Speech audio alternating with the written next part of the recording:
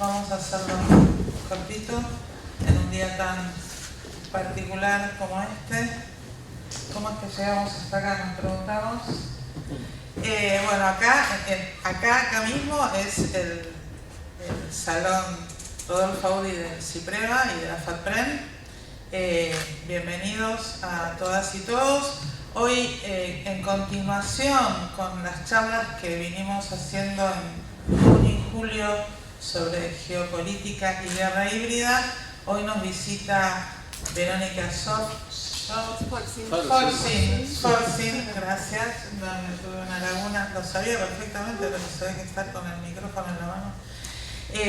A quien agradecemos profundamente su presencia y que creemos que nos va a develar temas que nos resultan muy misteriosos aún hoy, después de tantos años en que ya todos nosotros somos usuarios habituales de plataformas, de motores de búsqueda, de redes sociales. Nos va a mostrar otra cara y la van a acompañar y la reciben y la entrevistan o coordinan esta actividad Daniel Simcha y Gabriel Weinstein, periodistas de Radio Mestiza, la radio de la Universidad de Arturo Jauretche, a quienes también agradecemos profundamente su participación.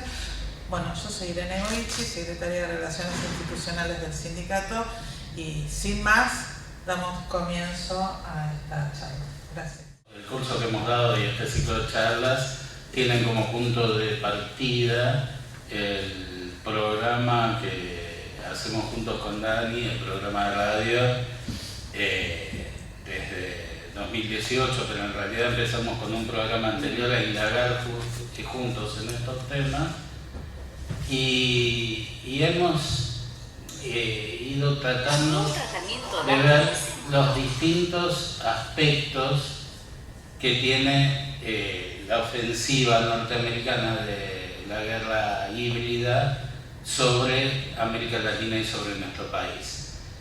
Cuando empezamos a investigar ni sospechábamos que existía una guerra híbrida, sabíamos que existía el Lawfare, sabíamos que existía la guerra mediática, pero no teníamos idea de las dimensiones, y por suerte hemos juntado personas, entrevistado personas que tienen muchos saberes, y todo el tiempo nos estamos sorprendiendo, como nos sorprendimos recientemente al entrevistar a Verónica, porque nos ofreció una óptica que no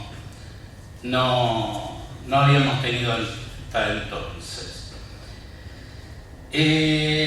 Como vimos, uno de los elementos centrales de las operaciones contra Latinoamérica y Argentina que llevan adelante los Estados Unidos y sus aliados es esta guerra híbrida, una guerra global y fragmentada, y que tiene un elemento clave sobre nuestra región, que es la guerra cognitiva. Las plataformas, explica Verónica, no son neutrales, son desde su misma concepción instrumentos de manipulación. En su desarrollo confluyen grandes empresas tecnológicas supranacionales y instituciones militares y de espionaje de los Estados Unidos. Un dato que marca siempre Daniel Simcha es que Silicon Valley, donde nacieron y se radican estas empresas, surgió por una iniciativa de la Universidad de Stanford, que tiene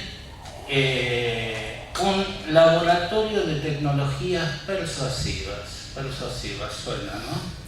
Recientemente, Mariano Quiroga, el director del portal Multiviral, me envió un artículo publicado en 2010 en la versión española de la revista del Instituto Tecnológico de Massachusetts. En esa nota elogiosa, entrevistaban al director de ese laboratorio y explicaban las virtudes de las tecnologías persuasivas para cambiar el comportamiento de los consumidores, particularmente en el uso de Facebook y Twitter. Eso fue hace 15 años, pueden imaginarse cuánto se desarrolló desde entonces y hasta qué punto tienen un papel central en esa guerra cognitiva que se define como la batalla por las mentes.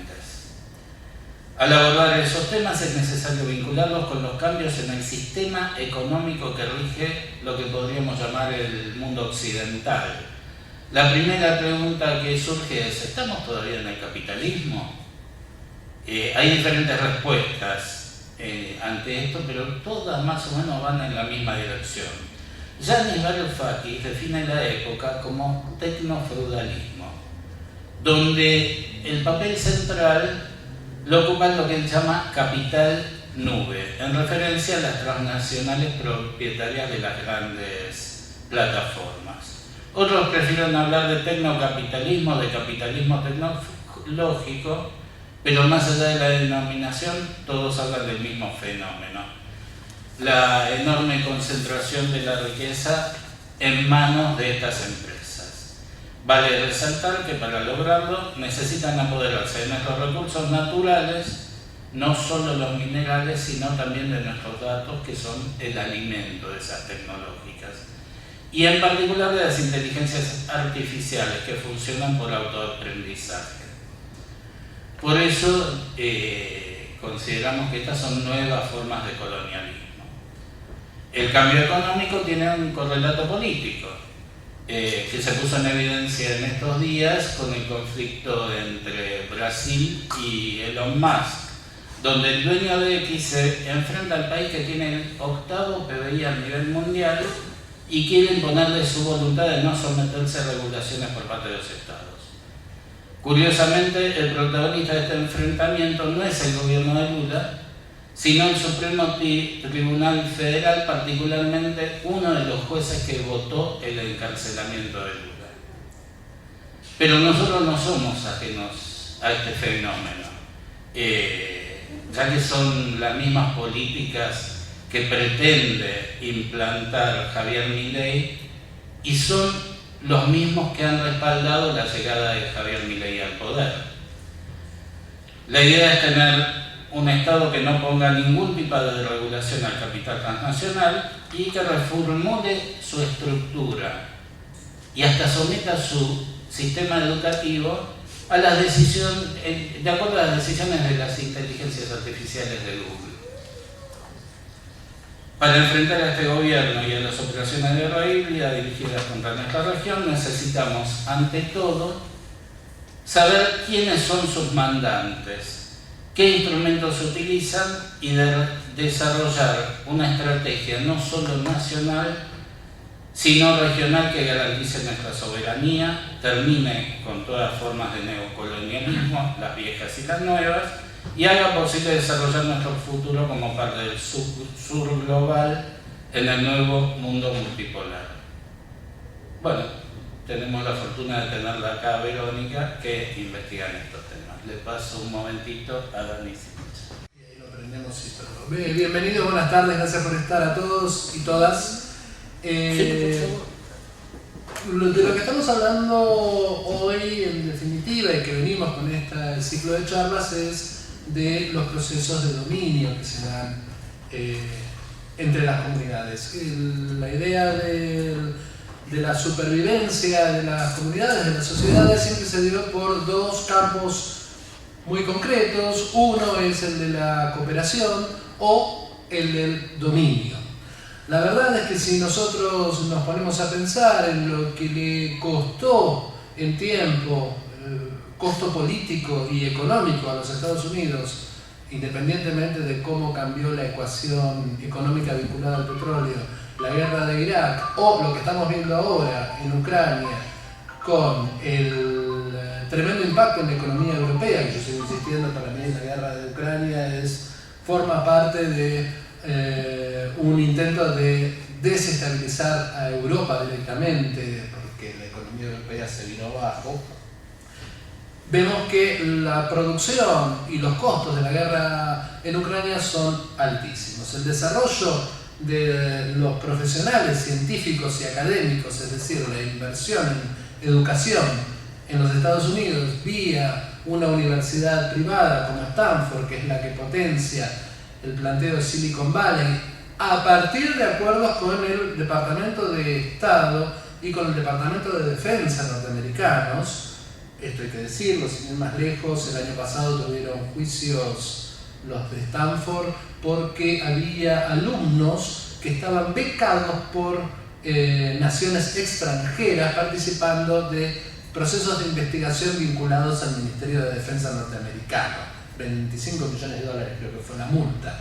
Pero digo, cuando hablamos de Stanford y de estas tecnologías, lo que hacen es reducir los costos del dominio, en definitiva, y hasta un poco lo que habíamos comentado en la última charla que tuvimos, hasta de alguna manera es una especie de guerra de un dominio autosustentable, porque somos nosotros los que pagamos internet, somos nosotros los que pagamos los celulares, y por esas herramientas esas son las herramientas que se utilizan para el dominio. Evidentemente, la guerra ha pasado del plano cinético al plano cognitivo en una escala a nivel mundial. Tenemos un caso de guerra de trincheras, como sigue siendo Ucrania, con un objetivo claro, yo planteo, que es la desestabilización de la economía europea, pero el resto del dominio a nivel mundial sigue siendo el tema de la guerra cognitiva. Y hay alguien, paradójicamente, una académica norteamericana, que es de la profesora emérita de la Escuela de Negocios de Harvard, Shoshana Zuboff, que si ustedes la buscan en internet van a ver que vive en una cabaña hermosa en Columbia, cerca ahí de Canadá. Es una cosa increíble. Esta señora, que tiene un libro que se llama La era del capitalismo de la vigilancia, un libraco como para leer durante todo un año, hace una comparación muy interesante entre el dominio mediante las redes sociales con lo que eran los adelantados del Imperio Español en América Latina, ¿no? Fíjense, búsquenlo, es muy interesante, habla de los 7 puntos, no era la expresión, pero lo defino así ahora, los 7 puntos fundantes de Google respecto del uso de los datos, ¿no? Los tipos plantean directamente, y así lo dicen a la justicia norteamericana, que ellos se arrogan el derecho del uso de los datos que ellos encuentran, descubren, investigan y acumulan de las personas alrededor del mundo en beneficio propio.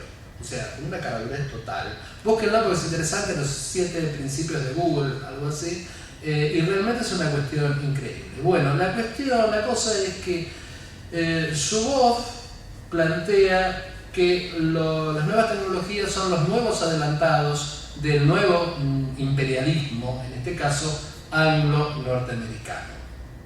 Y acá a mí se me ocurrió hacer una comparación muy interesante, porque nuestras cabezas, nuestras mentes, la mente de nuestra población en este momento es exactamente lo mismo que fue en la época de la conquista española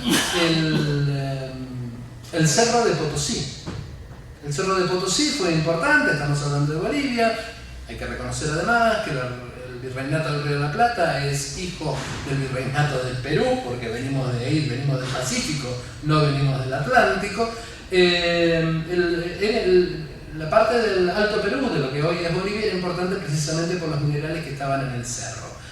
A partir de ahí la corona española empezó a pagar deudas y a sostenerse dentro del concierto de las coronas europeas, pero además de eso, lo que hicieron fue prácticamente reducir a una colina lo que había sido un hermoso cerro, porque le sacaron toda la plata y todos los minerales habidos y por haber. Hoy en día el Cerro de Potosí son nuestras mentes, nuestra cabeza. El imperio anglo-norteamericano se está basando específicamente en los datos que extraen de nuestras conductas y de nuestra cabeza como para sostener su hegemonía. Y vuelvo a insistir, es un excelente, porque hay que reconocerlo, es un excelente plan de negocios, es un excelente plan de dominio, una excelente estrategia de dominio, en tanto y en cuanto es autosustentable, ¿no?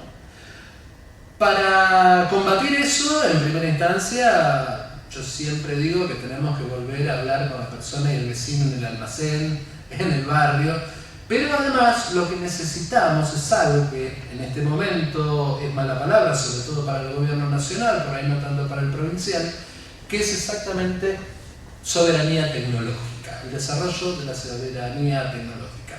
Quizás no de casualidad, el otro día hubo una visita de una cantidad de políticos y de autoridades nuevas del ARSAT, vía la embajada norteamericana, articulado con la Fundación Río de la Plata, a Silicon Valley, para ver el tema de lo que planteaba Gabriel recién, de la inteligencia artificial aplicada a la educación de la República Argentina. Si nosotros nos quejábamos, como conversábamos hoy antes de empezar a charlar, nos quejábamos de que en la Argentina hay una historia mitrista que niega, etcétera, etcétera, etcétera, etcétera. ¿Qué va a pasar cuando la historia argentina la escriba Google? Imagínate, ¿no? Diego Maradona va a pasar a desaparecer directamente. San Martín era un señor que vendía velas en la Plaza de Mayo, ¿no? Porque la verdad es que va a ser eso. Lo podemos ver, sin ir más lejos, Julian Assange planteaba que durante los últimos 70 años las guerras que se habían creado eran a partir de las mentiras, y sobre todo de las mentiras de los medios de comunicación. Vuelvo a insistir, tenemos la herramienta, busquemos y vamos a ver que todo eso es cierto. Pero el eje central y la defensa de nuestro país, en definitiva, porque esto es, aunque no lo quieran creer y aunque desgraciadamente compañeros nuestros lo nieguen, esto es una guerra de dominio.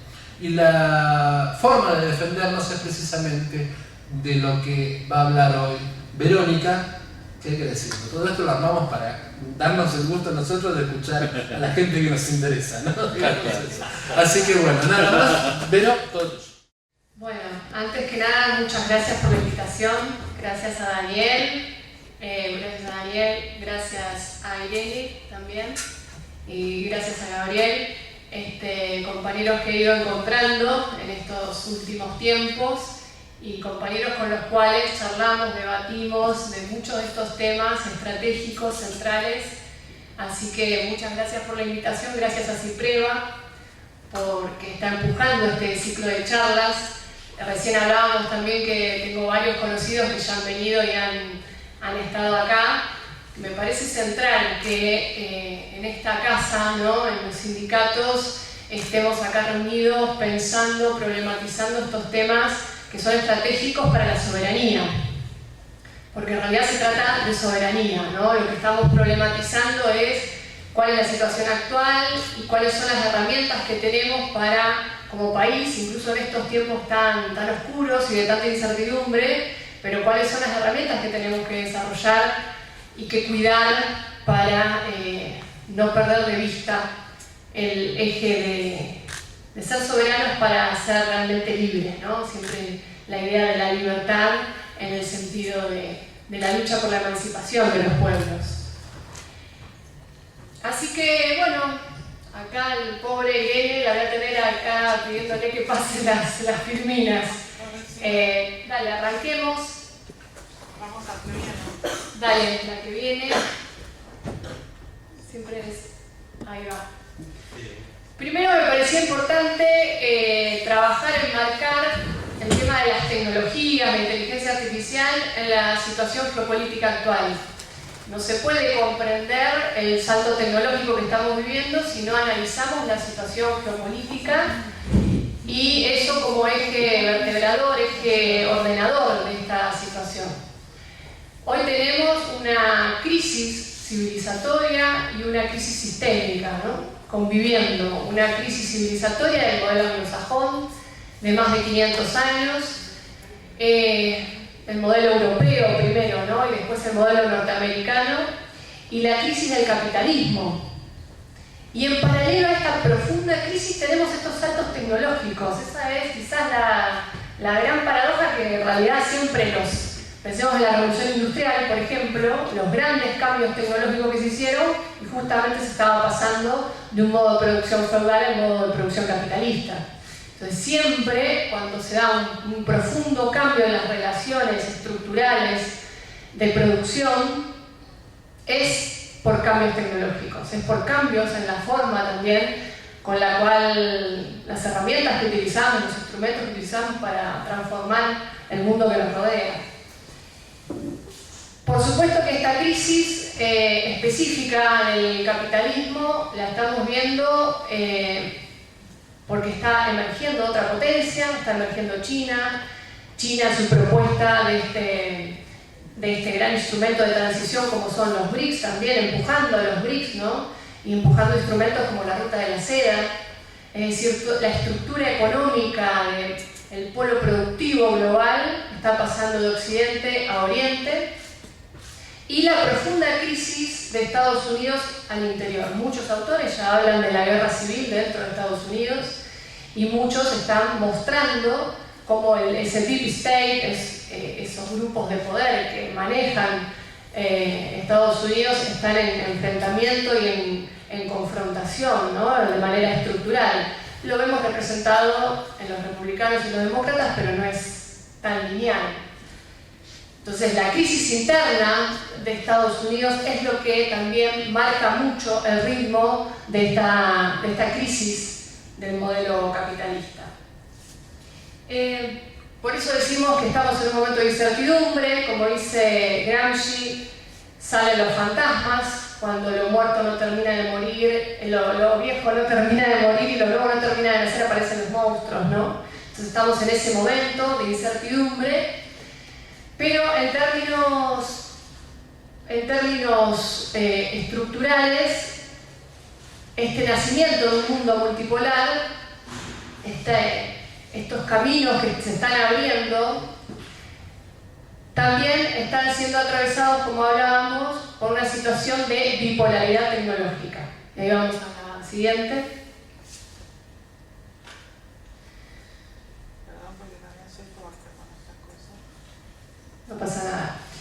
Así como está naciendo un mundo multipolar, hay una bipolaridad en términos de ecosistemas tecnológicos. Hoy no tenemos el sur global organizado en términos de sus propios modelos de sistemas científicos tecnológicos, sino que lo que vemos es, por un lado, Estados Unidos y por otro lado, China.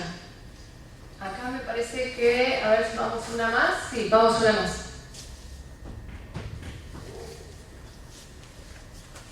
Vemos a Estados Unidos desarrollando lo que yo llamo, y como decía Daniel recién, Shoshana Zuboff trabaja en su tremendo libro de investigación, que es el capitalismo de la vigilancia, o un tecnocapitalismo. Está empujando, a partir de la ventaja comparativa que gana después de la Segunda Guerra Mundial, un nuevo modelo de colonización para todas sus zonas de influencia, en donde utiliza lo militar, utiliza el sistema financiero, pero también utiliza lo tecnológico para ordenar y disciplinar a este mundo occidental. Por supuesto, en competencia con China, que China marca otros tiempos y está empujando otra propuesta, incluso con otra ética. Esto también hay que decirlo, ¿no? Con una ética del bien común, con una ética de la prosperidad común, y el ecosistema tecnológico que propone es diametralmente distinto. Si bien empieza como una copia del modelo anglosajón, pero cada vez más vemos pasos muy firmes por parte del gobierno chino y del Estado para reencauzar todo el sistema científico-tecnológico en función de sus propias necesidades como país, pero también de la reorientación de las relaciones internacionales. Ahora lo vamos a ir viendo, ¿no? Y vamos a ir haciendo una comparación entre estos dos modelos. Por supuesto que América Latina está subordinada al modelo anglosajón. Ese es nuestro primer gran problema. América Latina y el sur global no maneja hoy los dos, podríamos decir, un doble estándar, y por lo tanto puede ir y venir en los dos ecosistemas tecnológicos, sino que está subordinado al modelo anglosajón. La competencia entre estos dos países está marcando los tiempos de estos momentos de incertidumbre, guerra comercial, pero que todos sabemos que cada vez se está acrecentando más. Sabemos que tiene incluso, bueno, como decían antes, ¿no?, frentes militares abiertos, como puede ser Ucrania, como puede ser lo que está pasando la masacre en Gaza, ¿no?, y como pueden ser otros focos, como, bueno, Taiwán es un foco de conflicto muy fuerte que no se llega a lo militar, pero, digamos, hay espacios en donde se está viendo que el enfrentamiento no es netamente comercial. Bueno, podemos avanzar. El capitalismo de la vigilancia. Ahora vamos a ir un poquito rápido, porque si no nos vamos a extender mucho. Es un sistema, un nuevo régimen de acumulación del capitalismo, una nueva etapa, podríamos decir, del capitalismo, empujado, promovido a partir de la monopolización de la ciencia y la tecnología que logra Estados Unidos post Segunda Guerra Mundial. Incluso utilizado para la profundización de un sistema especulativo no productivo, no basado en lo productivo. Hoy el modelo anglosajón, en términos del modelo globalista anglosajón, principalmente promueve su sistema financiero especulativo, no un sistema productivo en Occidente. No tiene como propuesta, como si por ejemplo lo vemos en la ruta de la seda, ¿no?, un sistema productivo global, como también lo podríamos ver en China con sus acuerdos con toda su propuesta de la ruta de la seda, con la transferencia de tecnología. O sea, China permanentemente hace transferencia de tecnología, eso permite que los países que se suscriben a la ruta de la seda también desarrollen nichos tecnológicos, polos productivos y por lo tanto también puedan apropiarse de la ciencia, de la tecnología y construir sus propios ecosistemas tecnológicos. Estados Unidos hace más de 50 años que no hace transferencia tecnológica, ¿no? Por lo tanto, después de la Segunda Guerra lo que vemos es una capacidad de apropiarse del conocimiento a partir de la apropiación de los científicos y la apropiación también de la capacidad, ¿no?, del desarrollo de la tecnología, que lo vemos primero en las telco, que son las empresas, las grandes empresas norteamericanas que armaron todo el sistema físico por donde corre Internet. Esto fue en los 80, 70, 80, ¿no?, y algo en los 90, y en los 90 con las empresas de startup del Silicon Valley, que también les permite utilizar Internet y apropiarse de otra manera de todo este sistema físico que vemos instalado.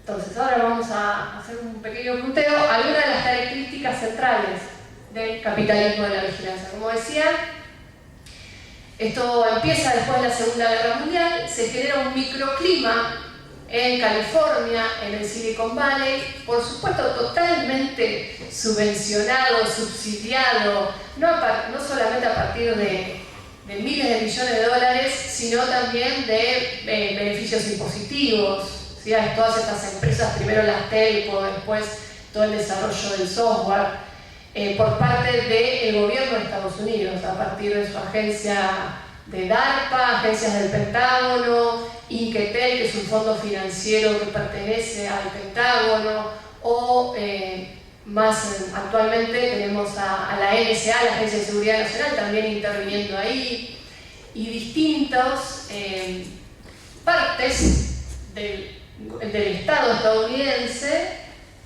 financiando, pero por supuesto que financiando y también delimitando los objetivos de ese desarrollo de tecnología, ¿no?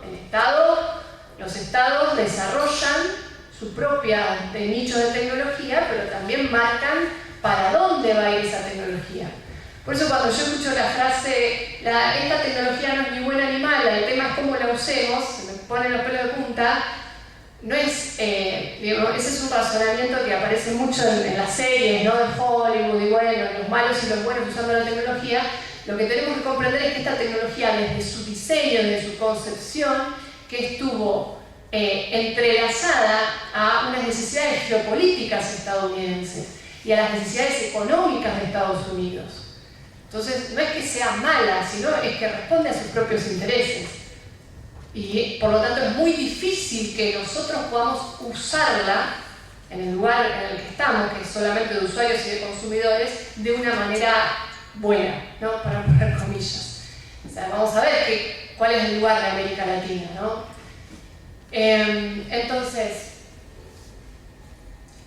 es parte de este entramado entre universidades públicas y su gran sistema universitario estadounidense. También esto se desarrolló por muchos científicos y cerebros que no eran de Estados Unidos sino de otros países, y hay dos grandes hitos en este desarrollo que algunos lo denunció Snowden ya por el 2013, pero otros se fueron clarificando, ¿no?, a lo largo de estos años, que es primero los fondos financieros de inversión invirtiendo capital de riesgo en estas startups y también disciplinándolas, disciplinándolas en términos de hacia dónde tiene que ir el desarrollo de esta tecnología. Por eso es una tecnología para la manipulación de las sociedades, pero también una tecnología que debe tener una alta tasa de rentabilidad en muy corto tiempo. ¿Sí? El capital de riesgo le impone a las startups, es el sistema del Silicon Valley, ¿no? O triunfan y se las compran las grandes, o desaparecen y mueren, ¿no? Y esto es porque hay mucha plata atrás y los fondos financieros, BlackRock, Vanguard, ¿no? Y bueno, después toda una estructura de pequeños fondos financieros que son más del Silicon Valley, le van también marcando la orientación. Entonces, es una pensemos que el software de estas startups están pensando en ser rentable, en monetizar con nuestros datos. No les importa si generan sujetos adictos a las tecnologías, porque lo que están pensando es cómo ser exitosos para que los compre Google o para que los compre Amazon y ser parte de este entramado de microemprendedores del Silicon Valley, ¿no? Entonces, ese es uno de los hitos. El otro hito es con el gobierno de Bush hijo, todo el sistema, que por ahí es más conocido, de la vigilancia total, donde el Pentágono avanza, ahí son como las dos partes del Deep State, ¿no? El Pentágono avanza también hacia dentro del Silicon Valley, disciplinando y ordenando toda esta estructura tecnológica y la pone en relación a la vigilancia global. Recordemos guerra de Irak, ¿no? Terroristas, el eje del bien, el eje del mal, y eso ha sido denuncia Snowden, por eso también se tiene que ir de Estados Unidos, en donde dice, bueno, se está vigilando, incluso a los presidentes, ¿no? Ahí es cuando también se destapa, en el 2015, Dilma Rousseff sale a denunciar, ella fue vigilada, ¿no? Sus correos electrónicos, y en un gran mensaje que ella da en la ONU, que realmente no se difunde lo suficiente, dice: América Latina tiene que avanzar en el 2015 en soberanía tecnológica, vamos a cerrar el anillo de fibra óptica, vamos a avanzar en satélites propios. Ahí vino el golpe de Estado parlamentario, ¿no? A Dilma Rousseff. Incluso Brasil fue vanguardia en términos mundiales, fue el primer país, después de que se desarrolló la ley mundial en Brasil, el primer país en sacar la constitución para Internet. Antes que China incluso, una constitución para ordenar y para reglamentar Internet. Bueno, son los dos grandes hitos, ¿no? Que podemos ver cómo disciplinan al Silicon Valley, organizan las reglas del juego de ese polo productivo. Bueno, acá una frase, ¿no? Me parece bastante clave. Hay muchos autores, incluso muchos que están dentro de Estados Unidos y esto lo ven. Tenemos a David Harvey, que habla de por qué el éxito del Silicon Valley, ¿no? Y la concentración, hiperconcentración global del conocimiento, que sin eso hubiera sido imposible. Y, pensemos esto: ¿por qué el Silicon Valley solamente se desarrolla en Estados Unidos? No se desarrollan otros Silicon Valley a la vez, en paralelo, ni siquiera en Europa, en América Latina, ni hablar en África, ¿no? Bueno, estas eran las líneas rojas, son las líneas rojas, ¿no? Después está la propuesta, que es la que vemos hoy en Argentina y lamentablemente en toda América Latina, de que sea la región una terciarizada del Silicon Valley. Es decir, al generar algunos nichos en la región, algunos nichos con algunos ingenieros y lo que quede del sistema científico y tecnológico, trabajando para Google, trabajando para Meta, trabajando para Alphabet, para Jeff Bezos, por ejemplo, pero no el desarrollo de toda la cadena de valor de la tecnología. ¿Sí? Eso es muy claro y hay que ver la diferencia. La propuesta que hoy se está llevando adelante desde el gobierno de Argentina no es ser un polo productivo de la inteligencia artificial. De hecho, no sé si sabían, pero en el gobierno anterior se compró una supercomputadora que está en el Servicio Meteorológico Nacional, Clementina se llama, que tiene, por supuesto, procesa la inteligencia artificial y está pagada, ¿no? Eso si uno quisiera desarrollar a Argentina como un polo productivo de inteligencia artificial, por supuesto que es la mejora de todo el sistema científico-tecnológico, la mejora de ARSAT, seguir avanzando en el desarrollo de nuestros satélites, de los satélites geoestacionarios, del centro de procesamiento de datos que ya tenemos en Provincia de Buenos Aires, pero no se está yendo por ese camino, es desarmar todo el sistema científico-tecnológico, privatizarlo, venderlo y generar solamente algunos nichos con el conocimiento científico que tenemos subordinado a este modelo anglosajón de la vigilancia y, bueno, podríamos hablar mucho más, ¿no? Pero esa es la propuesta. Pasamos. Bueno, acá se ve físicamente, a mí me parece muy interesante verlo en los mapas, ¿no? Esta primera estructura física, porque Internet es físico, ¿sí? No hay, por más de que las palabras en todo lo que es lo digital son muy engañosas y yo creo que tiene que ver con esta necesidad geopolítica de Estados Unidos de obturar la posibilidad de que veamos realmente el sistema de colonialismo digital que se viene desarrollando en las últimas décadas. Las nubes, ¿no? Parece que Internet vuela por los aires, y otras palabras que generan mucho humo y espejos. Bueno, en Internet el 95% de la información pasa por cables submarinos, ¿sí? O sea, y es estratégico quiénes son los dueños de los cables submarinos. De hecho, Estados Unidos impide que empresas chinas hagan un cable que hace 5 años que lo están intentando hacer, que vaya de Singapur a Francia, pasando por la India, y con los lobbies y con amenazas a los países por lo que pasa este cable, logra frenarlo. ¿Por qué? Porque los cables de fibra óptica, las empresas que los hacen, las corporaciones que los hacen, construyen también sus puertas traseras. Digamos, esto es así. Por más de que digan, no, están los que China tiene todas puertas traseras en sus cables de fibra óptica o en los celulares, ¿no? O en los programas de Estados Unidos, no. Todo se construye con puertas traseras, porque si no, no funciona el sistema de acumulación de datos, que sí o sí se necesita para el desarrollo de la inteligencia artificial. Entonces, Estados Unidos le dice a Francia, a la India, el cable de fibra óptica de China no puede pasar por acá, porque si no, todo lo que es el desarrollo de la cadena de valor de la tecnología, o sea, los celulares y todo lo que se acopla al cable de fibra óptica, nosotros no se lo vamos a vender. Entonces van a tener una entrada de Internet, pero sin poder usarla. Entonces, bueno, ahí está la India frenándolo, y tratando de, ahora son las empresas norteamericanas, por supuesto, las que van a hacer ese cableado de fibra óptica. Y acá se ve como hay una mega conectividad entre Estados Unidos y Europa, ¿no? Y Inglaterra principalmente. Miren la cantidad de cables que pasan de Estados Unidos a Inglaterra y qué cantidad de cables pasa entre el sur global, entre América Latina y África. Uno, dos. No tenemos conexión propia, aparte que esos pocos cables son estadounidenses también, ¿no? Son de las telcos de Estados Unidos.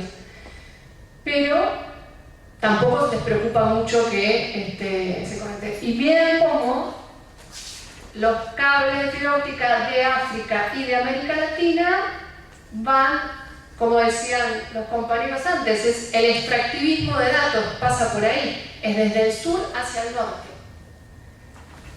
Y los centros de procesamiento de datos están en el norte global, de hecho la mayoría están en paraísos fiscales, y eso no es casualidad, porque hay beneficios impositivos, pero también porque consumen una alta cantidad de energía y de agua, y que por ciertos circuitos de lo que se llaman no solamente la economía verde, que me sale la palabra, estos paraísos fiscales, parte de su sistema eléctrico está no está con petróleo, sino está con los nuevos formatos y les permite el desarrollo de los sistemas eléctricos que necesitan estos centros de procesamiento de información. Ahí vamos. Entonces, los centros de procesamiento de datos en el norte, el extractivismo en el sur, el extractivismo de los datos, y ¿qué es lo que nos viene? Servicios como programas, aplicaciones, plataformas, videojuegos, ¿no? Esas nos vienen programitas armados. Somos consumidores de programitas del norte global, de este capitalismo de los servicios, del capitalismo de la plataforma, y somos dadores de datos. Esto es un paralelismo total con el extractivismo del litio, de las tierras raras. Bueno, pasamos. Bueno, acá es un ejemplo, esto también tomado mucho de Shoshana Zuboff, hay que decirlo, pero hay muchos autores que también lo vienen trabajando. Por ejemplo, a Kate Crayford, El Atlas de la Inteligencia Artificial, otro libro que es muy recomendable, es cómo se produce para que funcione el desarrollo de la inteligencia artificial. Necesita Big Data.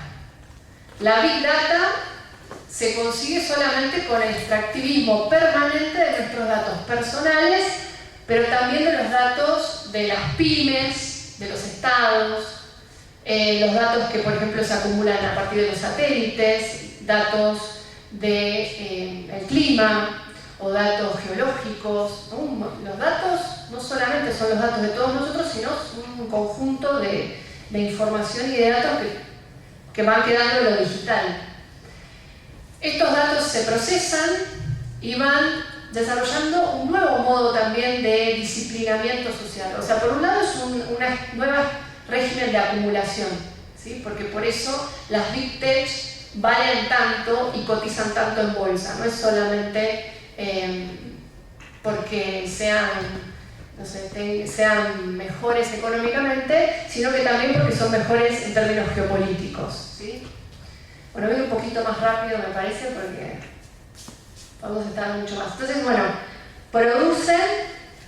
producen información, acaparan datos, esos datos se procesan y a nosotros nos llegan a partir de la venta de publicidad, la venta también de ideas, y bueno, la capacidad de manipular nuestras propias emociones, nuestros propios comportamientos. Se desdobla, ¿no? En términos monetarios y en términos políticos y ideológicos. El nuevo régimen de acumulación tiene intereses en tanto estructura económica, pero también tiene la capacidad de instalar ideas, de instalar visiones, y una capacidad más profunda en modificar nuestros comportamientos.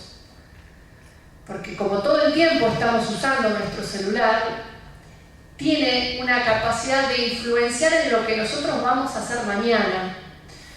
Porque al conocernos tanto, por tener nuestros datos que nosotros dejamos permanentemente en el celular, lo que se llama la huella digital, construyen perfiles psicosociales de cada uno de nosotros y tienen la capacidad de orientarnos en la compra de mercancías, pero también de orientarnos en ideas, en valores, en creencias. Y ahí es cuando viene la capacidad que tiene la OTAN del desarrollo de la guerra cognitiva y la capacidad de modificar el comportamiento. O sea, la guerra cognitiva solamente se puede hacer previo a la monopolización de esta tecnología y a la utilización de esta tecnología para las necesidades geopolíticas de Estados Unidos en la actualidad.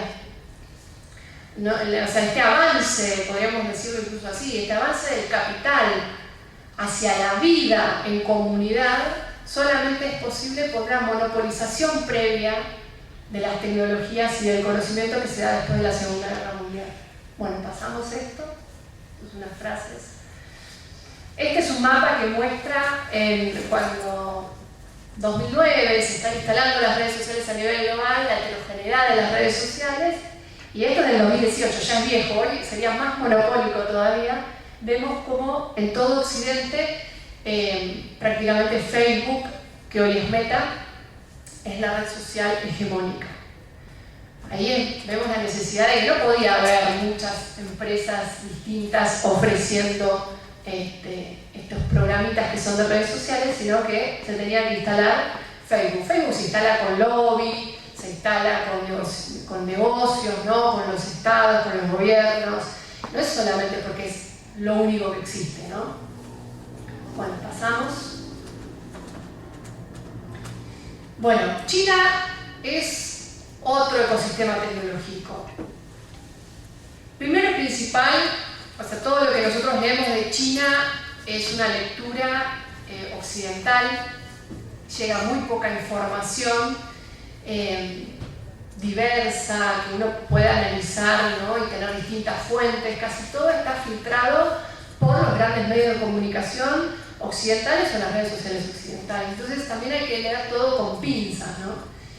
Lo que vamos viendo es que, por supuesto que China desarrolla un ecosistema tecnológico, está desarrollando la inteligencia artificial, hoy es líder en términos de patentes del 5G, y lo que tiene que ver incluso específicamente con la inteligencia artificial está ahí cabeza a cabeza con Estados Unidos. Pero este ecosistema tecnológico está subordinado al Estado. Ha logrado, incluso a grandes corporaciones como Alibaba, Tencent, Baidu, que son los conglomerados chinos, subordinados a primero un esquema productivo. Estas empresas, parte de su ganancia, pensemos si en Occidente pasara esto, ¿no? Gran parte de sus ganancias se destina al desarrollo del sistema de salud en China, al desarrollo de nichos de polos productivos en las provincias todavía más agrarias, se destina al sistema educativo. Y aparte, el desarrollo de esta inteligencia artificial principalmente está orientada a mejorar la estructura de producción, distribución y comercialización de los productos chinos. No está utilizada para la manipulación social. No hay datos de eso. Los datos de los chinos que se extraen, de la población china, ¿no? Que se extrae a partir del uso de redes sociales, son propiedad del gobierno y del Estado chino. ¿Sí? No son no son dueños las corporaciones de los datos.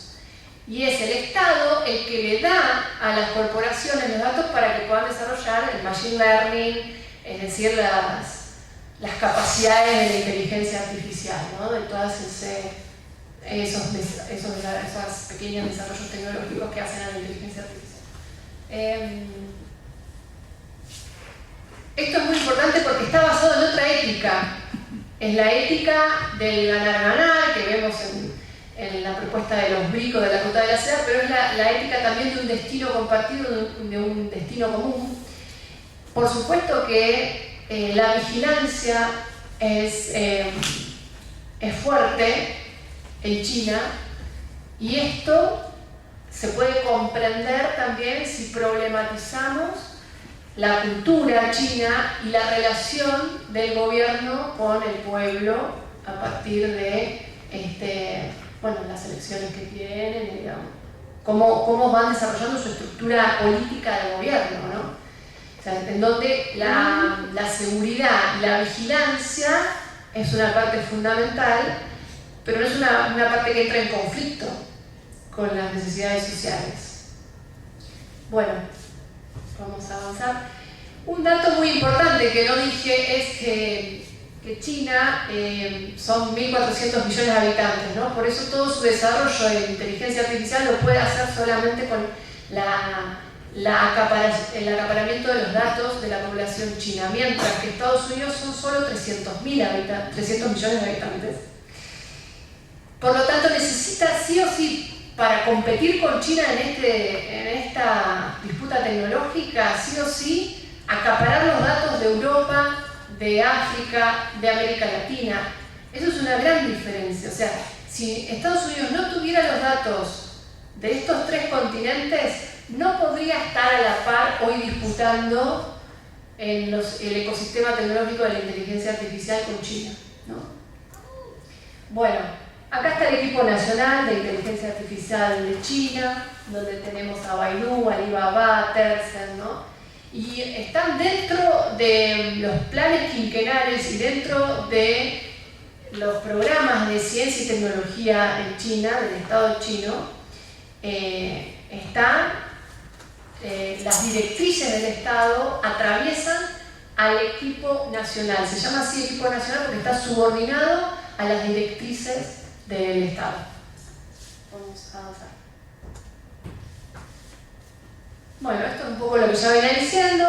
Por supuesto, no lo dije antes, pero China, con una gran mirada estratégica y geopolítica, hizo el cortafuegos, es decir, cerró Internet y los desarrollos internos de tecnología, más allá que fueron primero en los 80 y los 90 se vio mucho esto, ¿no? Google estaba en China y se hizo por copia primero del desarrollo anglosajón, pero siempre era obligatorio la transferencia de tecnología en China de estas empresas, si no, no había posibilidad de que Google haga pie en China o otras empresas.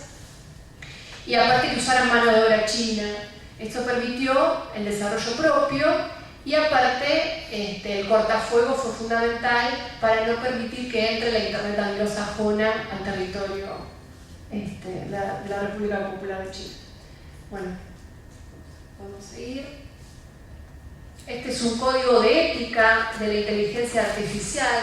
Esto es muy importante, me parece, difundirlo, porque miren cómo desde esto en el modelo anglosajón no se ve cuál es la ética en la cual se tiene que basar el desarrollo de la tecnología. De hecho, Xi Jinping, por ejemplo, cuestionando la gobernanza de Internet, la gobernanza global de Internet, primero propone que los estados se sienten en la ONU o en los organismos internacionales que sean necesarios y sean los estados los que definan cómo tiene que desarrollarse cada uno de los medio ambientes digitales o de las propuestas digitales y cuál es la ética que va a tener, porque dicen no puede ser que la salud mental de las nuevas generaciones se esté utilizando por la mera ganancia de las corporaciones de tecnología, por ejemplo, ¿no? O sea, la ética en relación al desarrollo tecnológico es clave, porque como no hay regulación de la política pública hacia las corporaciones de tecnología, porque los estados han quedado atrás de estos desarrollos estructurales económicos, el gran debate que hoy se está dando es cuál es la ética que empiece a ordenar cómo se tienen que dar estos desarrollos de tecnología, ¿no?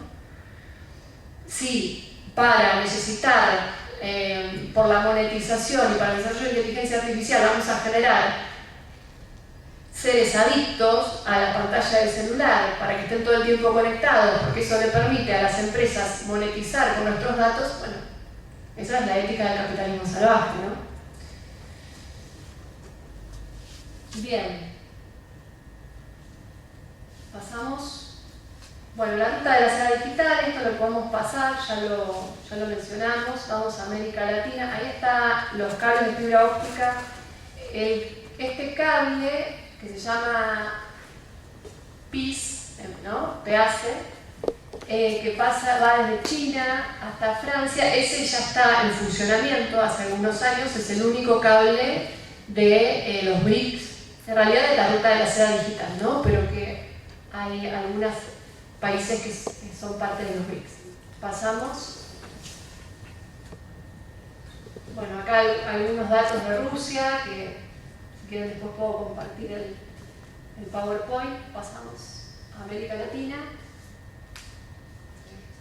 Ahora, América Latina y el Caribe. Bueno, nuestra región como hablábamos al principio, está subordinada a Estados Unidos y al eje anglosajón. No es solamente Estados Unidos, sino es Estados Unidos, Inglaterra e Israel principalmente, donde los desarrollos de software y los desarrollos tecnológicos de punta se hacen en esos países, y la región queda subordinada a ser meramente consumidores, usuarios de una tecnología que viene cerrada, la cual los estados no pueden auditar, no pueden escrutar, no pueden auditar, porque está todo bajo secreto corporativo.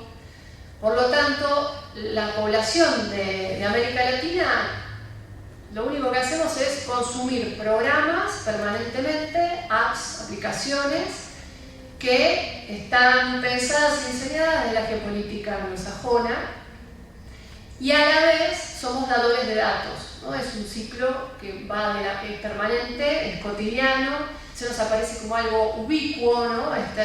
Es un medio ambiente, ¿no? Hay algunos autores en Argentina que hablan de que no son instrumentos, ¿no? Sino que ya es un medio ambiente el cual habitamos, y ese medio ambiente lo que hace es de manera difusa, sin que lo podamos ver o analizar, generar este sistema de extractivismo social de datos permanente, y a la vez cosificarnos, ¿no? Como sujetos, porque solamente somos usuarios y consumidores, no tenemos la capacidad de apropiación de estas tecnologías.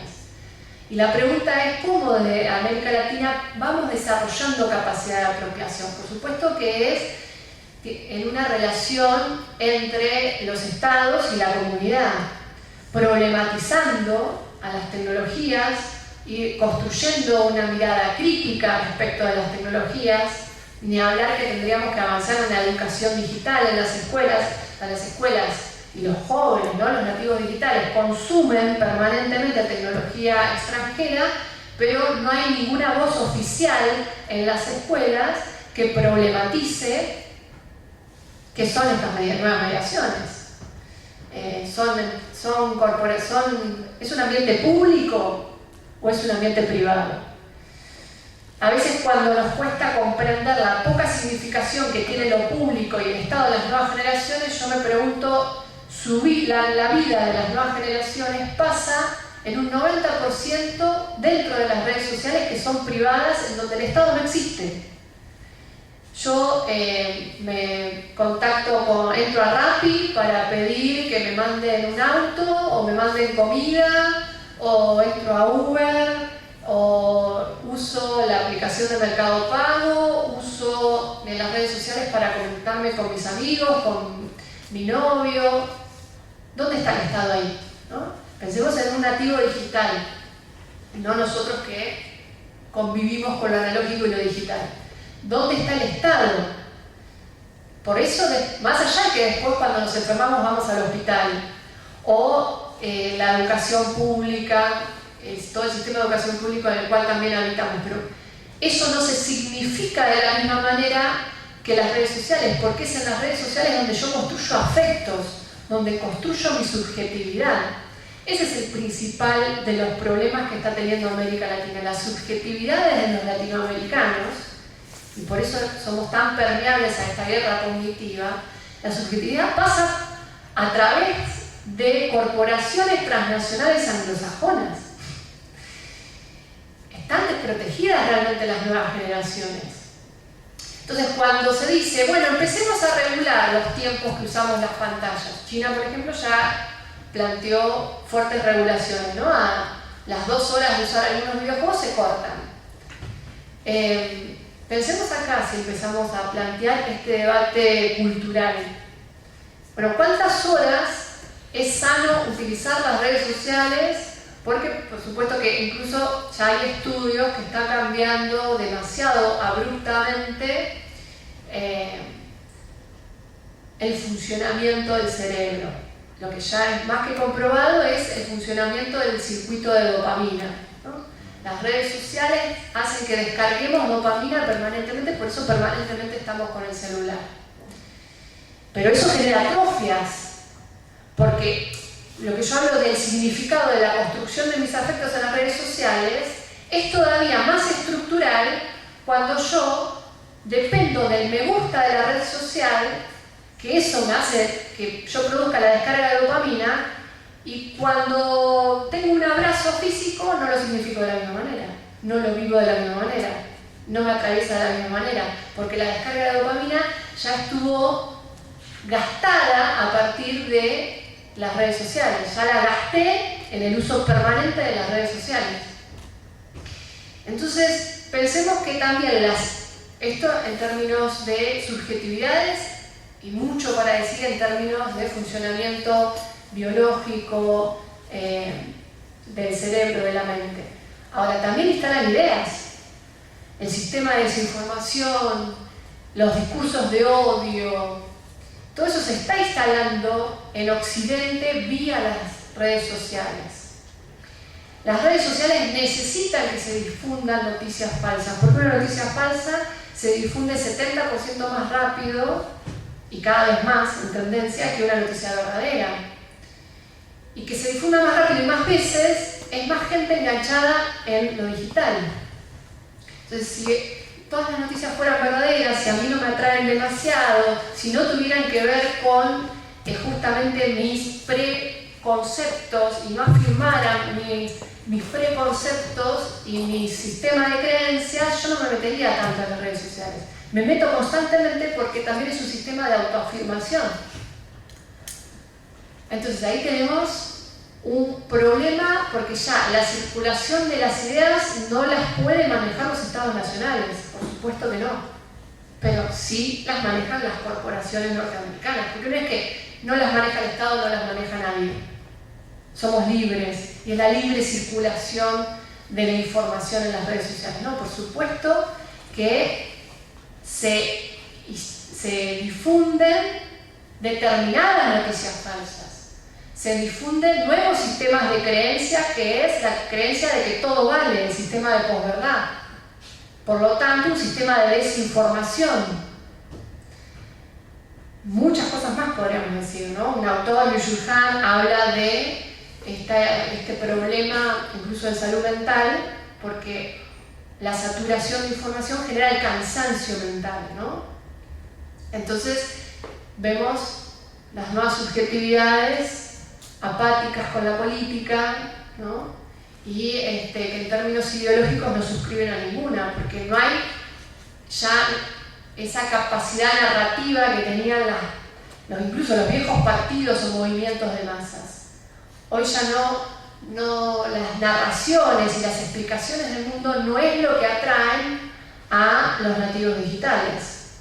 Pero ¿qué hacemos con esta nueva situación en donde lo que hoy ordena en términos ideológicos es la hiperfragmentación, es la posverdad? ¿Qué hacemos los proyectos nacionales y populares frente a esta situación? Es un gran desafío que tenemos, ¿no? Pero bueno, me parece que algunos pasos en América Latina, por supuesto, que es el desarrollo del sistema científico-tecnológico propio. No hay que pensar uno mismo no habla del desarrollo, pero hay que pensar en medioambientes propios, que la idea de desarrollismo me parece que ya no sirve para pensar el proceso actual, porque ¿desarrollo hacia dónde? Sino es la construcción de América Latina como un espacio con una escala necesaria para ser un actor importante en un mundo multipolar. Bueno, cómo va construyendo su propio ecosistema científico, tecnológico, en función de las necesidades de los latinoamericanos. ¿Cuál es el rol del Estado, de los organismos regionales? Entonces, la soberanía tecnológica, el fortalecimiento de los estados y de los organismos regionales es lo que nos va a permitir enfrentar esta guerra cognitiva en la que hoy estamos, por supuesto enmarcada dentro de una guerra híbrida con más herramientas, y también cuidar las subjetividades de los latinoamericanos, ¿no? Y poder salir de esa situación de cosificación en el cual hoy te construye el colonialismo digital. Los estados solos, los organismos regionales solos, no, por supuesto de la mano de la comunidad, de los movimientos sociales, de los sindicatos. Son también digamos, la no problematización de las tecnologías no solamente le cabe a los estados nacionales, sino que también tenemos que avanzar en problematizar mucho más, en una conciencia mucho más crítica respecto a las tecnologías en los sindicatos, en los movimientos sociales, en los movimientos barriales territoriales, porque si no, el cuerpo está territorializado de una manera, pero después lo que nos pasa cotidianamente, ese cuerpo sufriente, ¿no? que dice Dussel, no lo podemos traducir ideológicamente porque estamos atravesados por las redes sociales. Es decir, a todos nos atraviesa la inflación. Ahora, el porqué de la inflación es lo que está en juego. Y el que instala la idea dominante de que la inflación tiene que ver con los malos gobiernos anteriores es este gran apagón informativo que tenemos construido entre los grandes medios de comunicación y las redes sociales. Entonces, si no hacemos que los sujetos, los compañeros, pero también los jóvenes salgan de la red social y problematicemos los vínculos digitales y las redes sociales, no vamos a poder construir las ideas fuerzas que necesitamos del proyecto nacional y popular. Y eso se hace por fuera de lo digital, pero problematizando lo digital. Es en el barrio, es acá, cara a cara, pero problematizando lo digital, no desconociéndolo o con una fobia a lo digital. Bueno, yo no me meto en las redes porque hay discursos de odio, entonces no hago nada, ¿no? Es problematizando cuál es el rol del Estado en el mundo digital. Porque cuando se vengan los debates de tenemos que regular a las redes sociales, que Brasil ya lo está planteando, ¿no? Con el juez Moraes, Alexander Moraes, pero Lula planteando Elon Musk se tiene que subordinar a las leyes del Estado brasileño. Eso es una disputa tremenda, ejemplificadora y más que estratégica para la región. Entonces ahí está el Estado regulando una red social. Ese es el debate que se viene.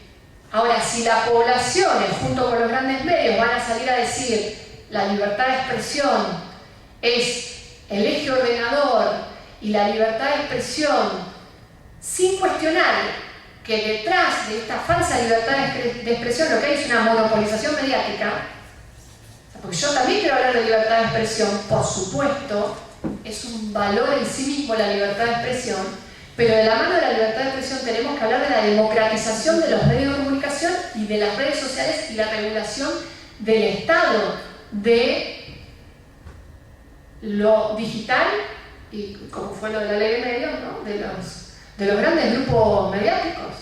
O sea, nadie puede sacar los pies del plato, pero de las redes sociales nadie dice nada.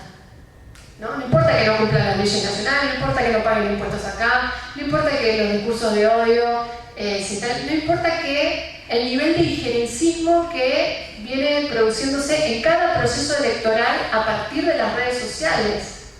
Esto ya lo denunciaron en el 2015 con Cambridge Analytica, como Facebook, Meta, Mark Zuckerberg, junto con Cambridge Analytica, intervino en las elecciones en Argentina y en otras, pero en Argentina. ¿Cuál fue la sanción para Facebook? Facebook es WhatsApp y que es Instagram, ¿no? Entonces, el debate que se viene es el debate de cómo regulamos a las grandes corporaciones. Y tenemos culturalmente, ideológicamente, que estar preparados para ese debate. Porque nos van a meter en falsas antinomias. La libertad de expresión, que ya se vino usando cuando fue la ley de medios en Argentina, ¿no? Era el caballito de batalla de los grandes grupos mediáticos, de La Nación, de Clarín. Bueno, van a volver con lo mismo. Claro, lo que desconocen y tapan es la monopolización de los medios de comunicación. Bueno, hoy tenemos una monopolización de los medios de comunicación a nivel global, que son las redes sociales. Entonces, o vamos hacia una desmonopolización del sistema científico y tecnológico que permita muchas propuestas de redes sociales, incluso por qué no pensar que ARSAT tenga una red social, que de hecho tuvo algo parecido a Zoom, ¿Por qué no hay una red social del Estado Nacional? Como WhatsApp, pero que sea del Estado. Que los datos pertenezcan, no se los lleve Google, sino que estén en determinados lugares, que pueda haber auditorías públicas, que las comunidades también puedan auditar. Bueno, estos son algunas líneas, me parece algunas líneas importantes a empezar a plantear. Difícil, ¿no? Porque son tantos temas y tan urgentes, los que todos son urgentes. Hoy estamos con el tema de los jubilados, ¿no?